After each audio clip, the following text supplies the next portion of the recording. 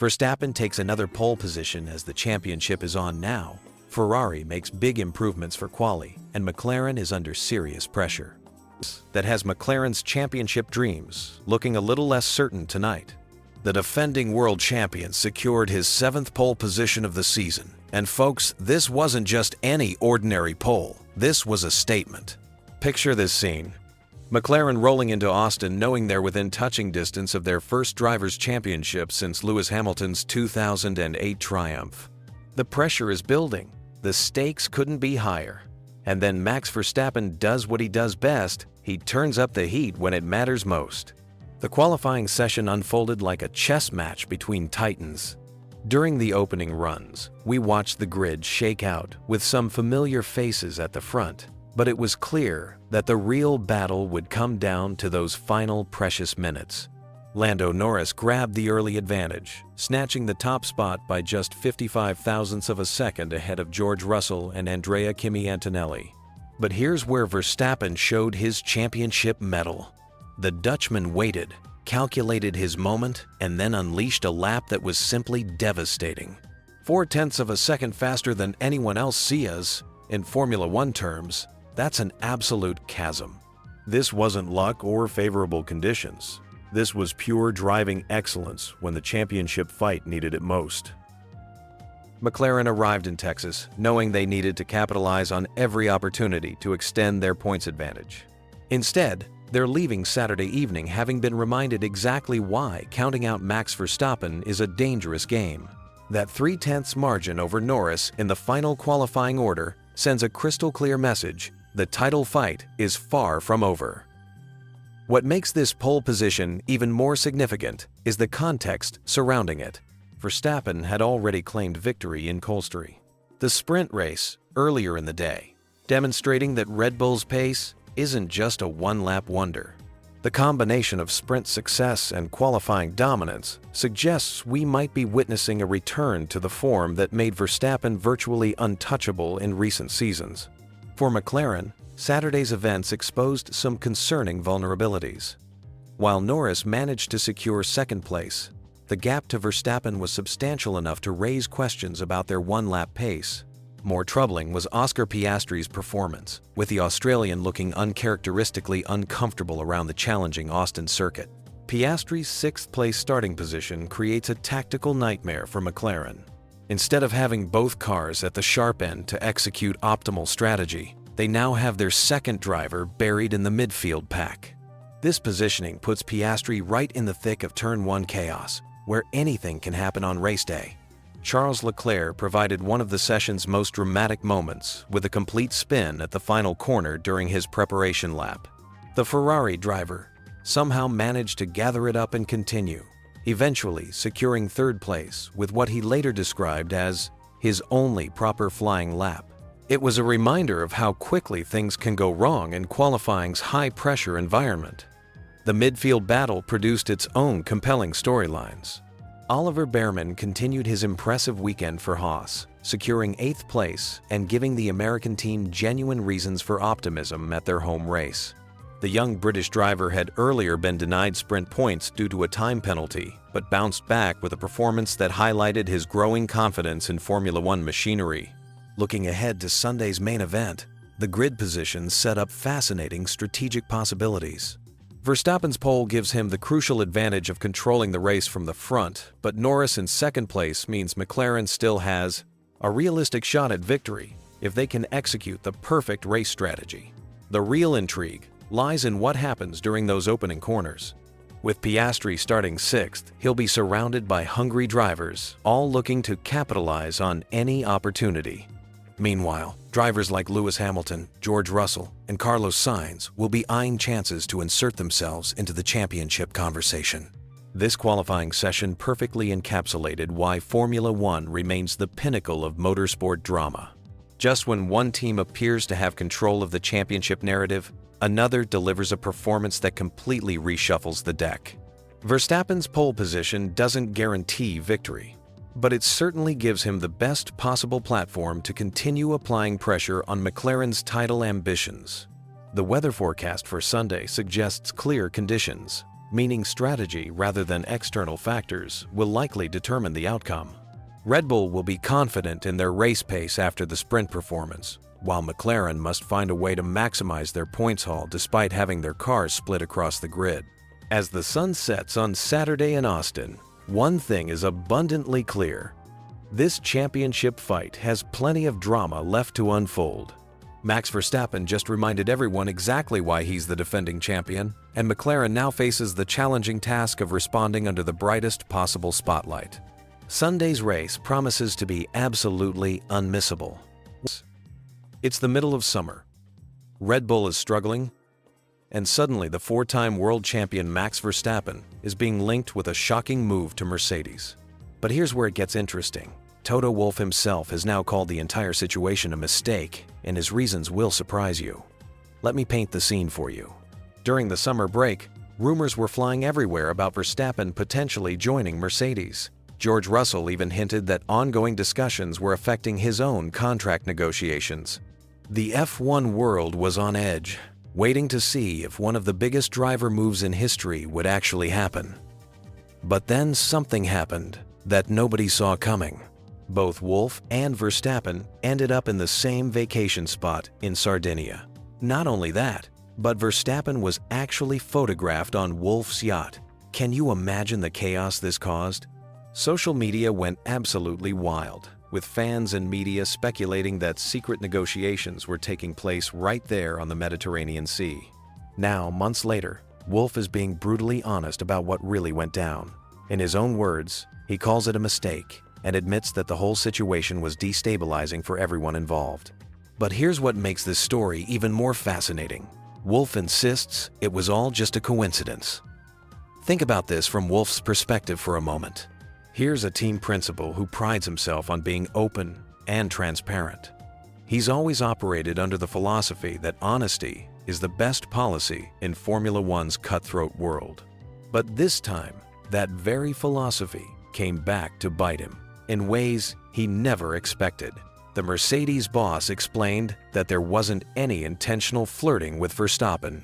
According to him, they needed to have conversations about the driver market, which is completely normal in Formula One. Team principals are always exploring their options, especially when contracts are coming up for renewal. But the timing couldn't have been worse. When both men ended up in the same holiday destination, it created a perfect storm of speculation. Wolff admits that this coincidence definitely didn't look good and created unnecessary drama for everyone involved. Imagine being in his shoes. You're trying to do your job and explore all possibilities for your team, but suddenly you're dealing with a media circus because of an innocent vacation overlap. What's really interesting is how Wolff reflects on his approach to these situations. He acknowledges that being open and transparent sometimes bites you, but he stands by this philosophy. In Formula One, where secrecy and mind games are often the norm, Wolff's commitment to straightforward communication is actually quite refreshing, even when it causes problems. The situation became even more complex because of the timing. George Russell was in the middle of contract negotiations, and these Verstappen rumors were clearly affecting his position. Russell had even suggested that the ongoing discussions between Mercedes and Verstappen were influencing his own deal. Can you imagine the pressure this created for everyone involved? Meanwhile, Red Bull's performance was declining, which naturally sparked speculation about their star driver looking elsewhere. Verstappen had been dominating in their championship-winning car, but suddenly the team was struggling to maintain their competitive edge. This made the possibility of him switching teams seem more realistic than ever before. The drama reached its peak just before the Hungarian Grand Prix, when Verstappen finally put all the rumors to rest by reaffirming his commitment to Red Bull. It wasn't until that moment that the F1 world could finally breathe again, and the speculation could officially end. But the story doesn't end there. The whole saga taught Wolff valuable lessons about how to handle similar situations in the future. He realized that certain coincidences could have been better managed, and that timing really is everything in Formula One politics. Fast forward to today, and Mercedes has made their choice crystal clear. Both George Russell and young talent Kimi Antonelli have signed new deals with the team. Russell's contract is reportedly a multi-year agreement, while Antonelli is locked in for the upcoming season. This driver pairing represents Mercedes' vision for the future. Wolff is now completely focused on this combination, calling it exactly what Mercedes wants moving forward. He's put the Verstappen chapter behind him and is looking ahead to what Russell and Antonelli can achieve together. The decision shows that sometimes the best opportunities come from learning from your mistakes rather than dwelling on what could have been. What makes this story so compelling is how it reveals the human side of Formula One politics. Even the most experienced team principals can find themselves in situations they didn't expect, having to navigate the complex world of driver contracts while dealing with media speculation and fan expectations. The Verstappen saga ultimately became a lesson in how quickly things can spiral in Formula One and how important it is to learn from every situation, even the ones that don't go according to plan. What happens when one of Formula One's brightest young talents admits he completely messed up when it mattered most?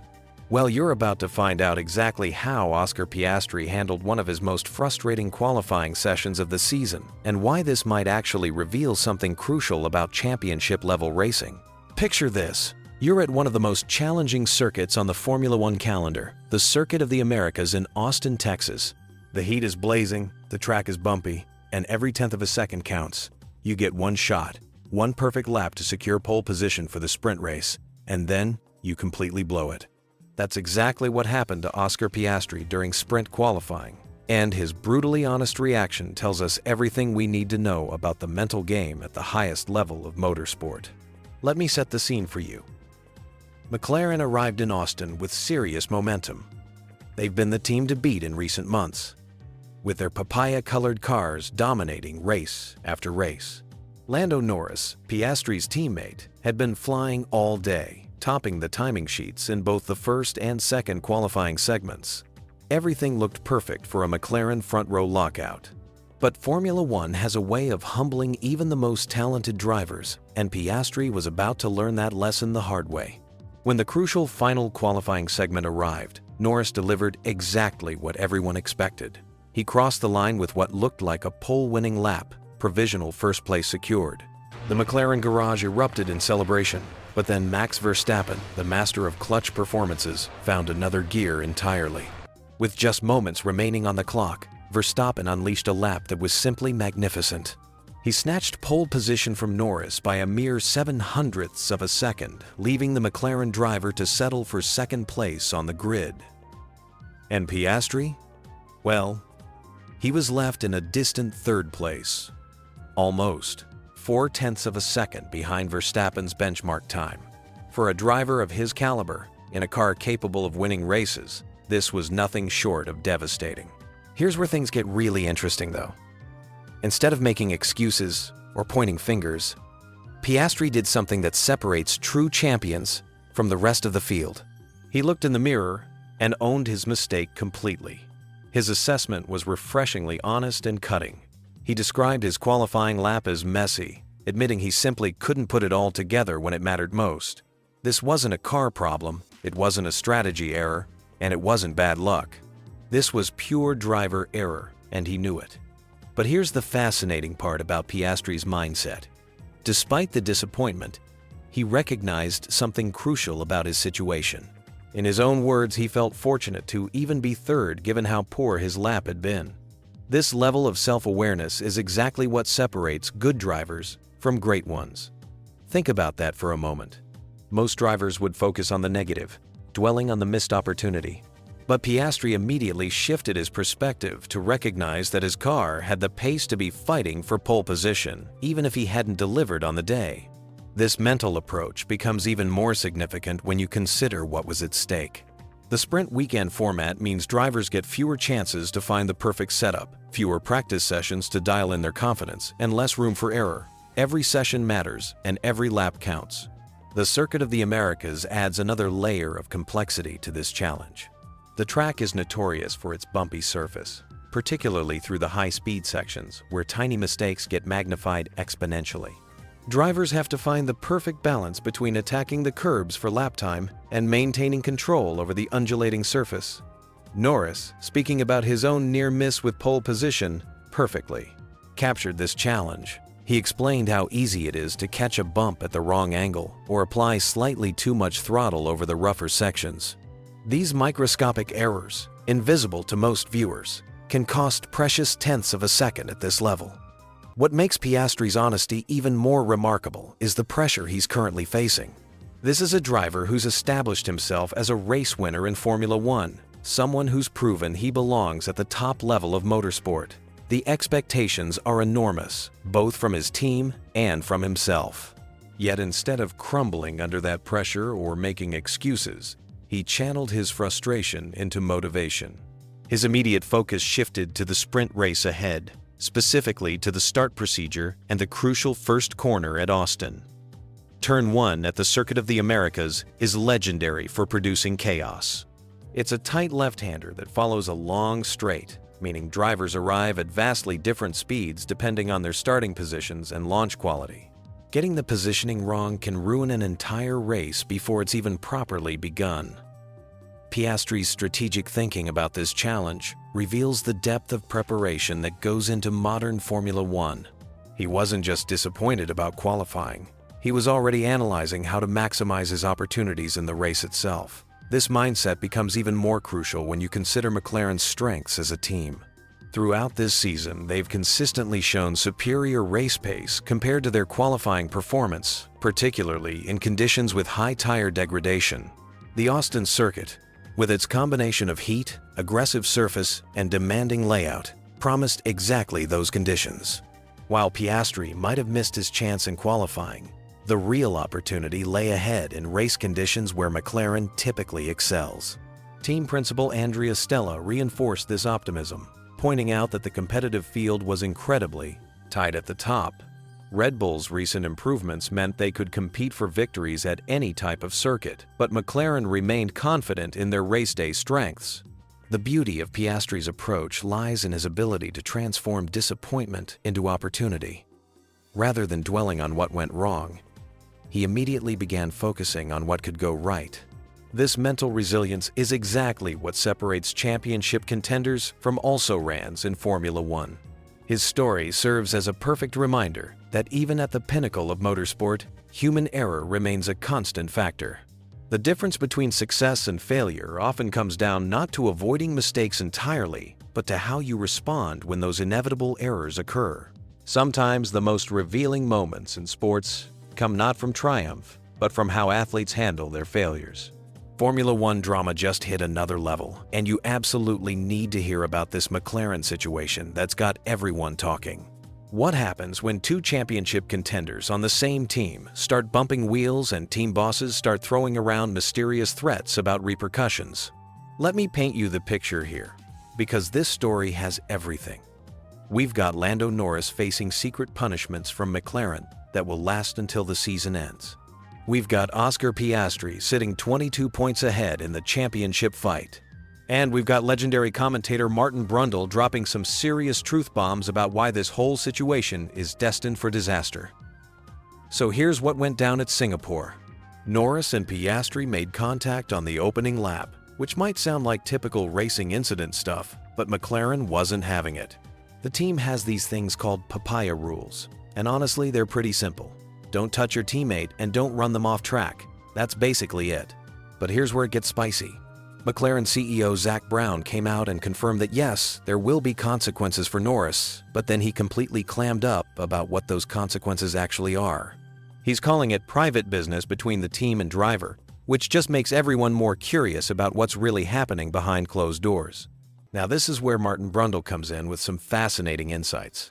This guy has been around Formula One forever, and he's got some theories about what these mysterious repercussions might look like. Brundle thinks McLaren will keep any punishment strictly internal, so it doesn't hurt the team's chances against their rivals like Red Bull and Ferrari.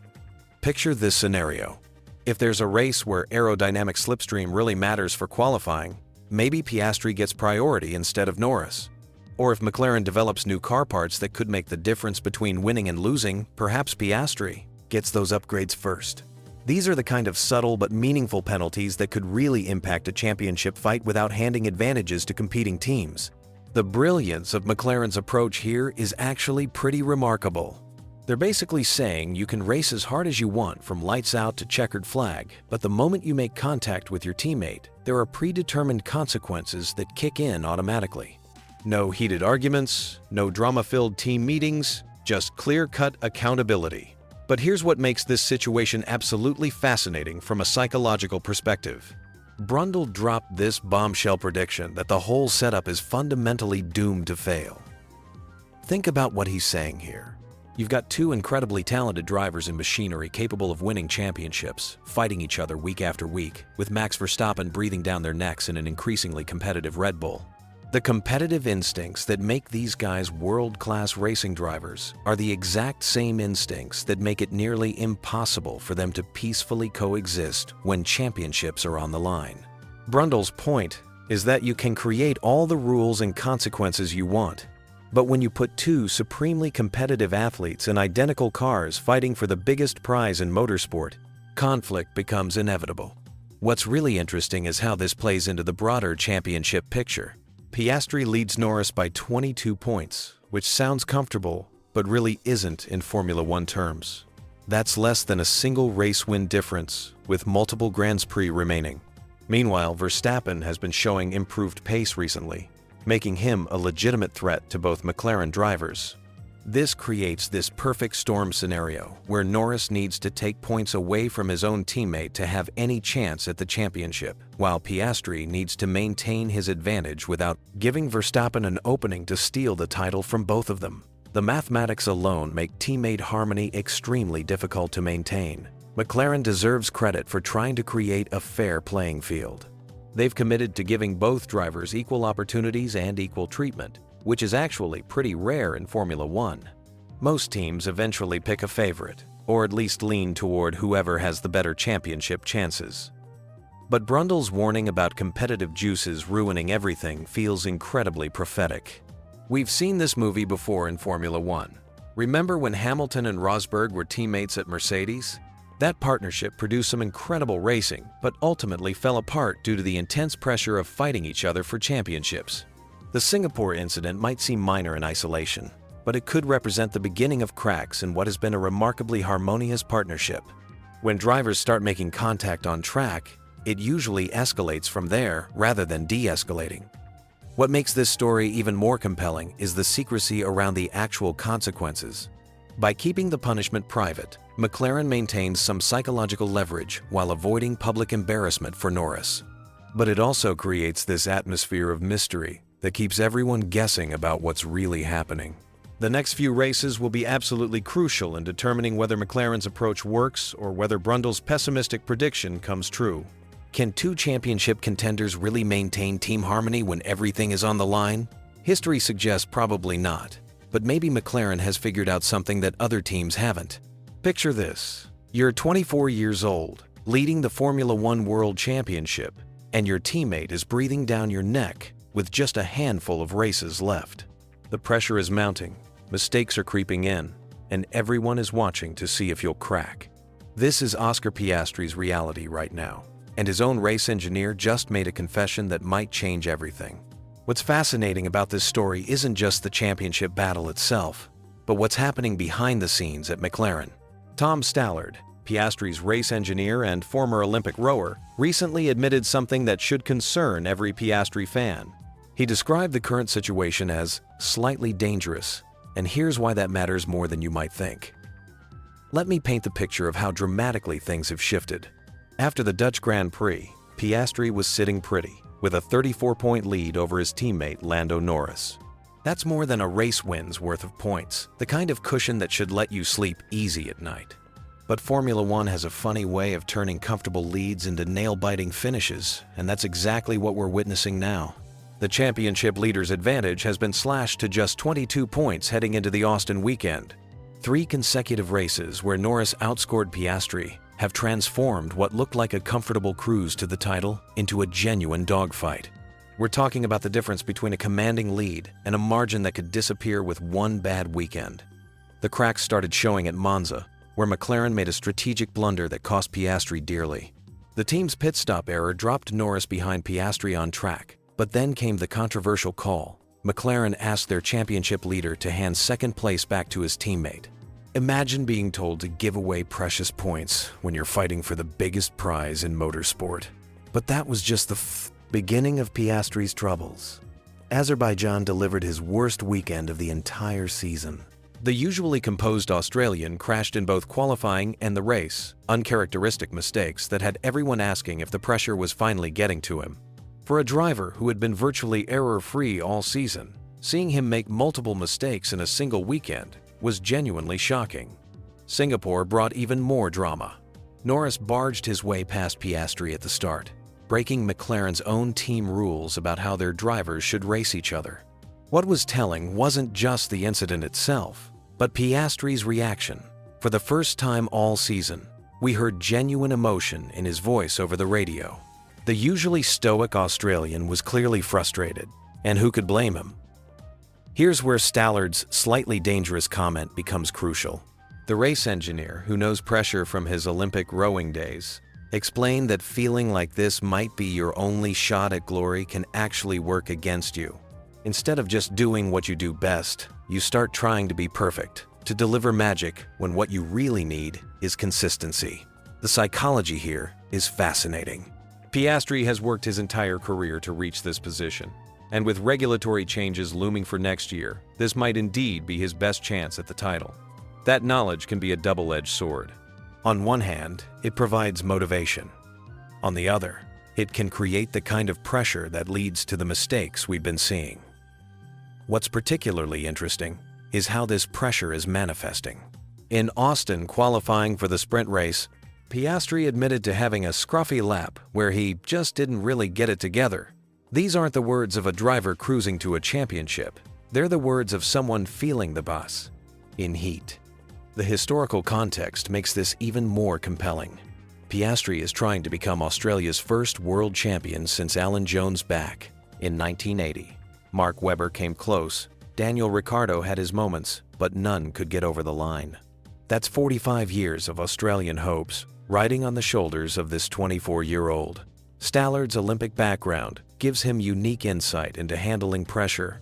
He understands that championship moments don't come around often, and the feeling that this is your chance can be paralyzing if you let it. His advice to Piastri is simple but profound. Just do your thing. The numbers tell the story of how tight this battle has become. We've gone from Piastri having breathing room to a situation where one bad race could flip the championship completely. With sprint races offering 8 points and Grand Prix offering 25 to the winner, margins this small can evaporate in a single afternoon. What makes this situation even more intriguing is the team dynamic at McLaren. They're supposed to be supporting their championship leader, but controversial strategy calls and reluctance to rein in Norris have some questioning where their loyalties really lie. That internal pressure might be just as dangerous as the external championship fight. The coming races will reveal whether Piastri can handle this pressure, or if it will consume him. Stallard believes his driver has the mental strength, but recent performances suggest the weight of expectation is heavier than anyone anticipated. As we head into the final stretch of this championship battle, one thing is certain. The next few races will define not just who wins the title, but how pressure shapes champions. Can Piastri rise above the mounting tension, or will the slightly dangerous feeling his engineer warned about prove prophetic? The answer might just determine who stands atop the podium when the checkered flag waves on this remarkable season.